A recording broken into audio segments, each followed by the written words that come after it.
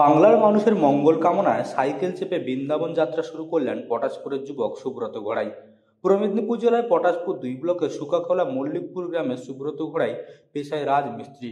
ভগবানের প্রতি অগাধ বিশ্বাস ও অটুট ভক্তি থেকেই তার এই দীর্ঘ সাইকেল যাত্রার সূচনা। ছোটবেলা থেকেই ভগবান শ্রীকৃষ্ণের প্রতি তার গভীর টান, তাই দীর্ঘদিন থেকেই স্বপ্ন দেখতেন সাইকেলে চেপে বৃন্দাবনে পৌঁছানোর।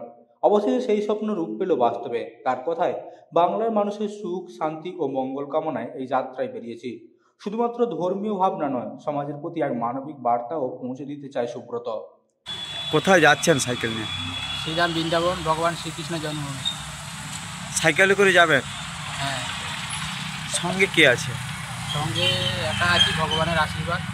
উদ্দেশ্য কি হঠাৎ সাইকেলে করে বৃন্দাবন উদ্দেশ্য একটাই, যাব বৃন্দাবন ধাম দর্শন করব এবং সত্য সনাতনের ধর্ম প্রচার, এই ধর্ম প্রচার করতে করতে বৃন্দাবনে যাব, যাতে আমাদের দেশবাসী, পশ্চিমবাংলার মানুষ, সনাতনীরা সুখ শান্তিতে থাকে। সত্য সনাতনের জয় পতাকা যেন সবসময় যেন লহরাতে যায়। কতদিন সময় লাগতে পারে? যতদিন লাগবে, যাব, ধাম দর্শন করব এবং আপনাদের ধাম দর্শন করাবো এবং সত্য সনাতনের ধর্ম প্রচার করতে করতেই যাব।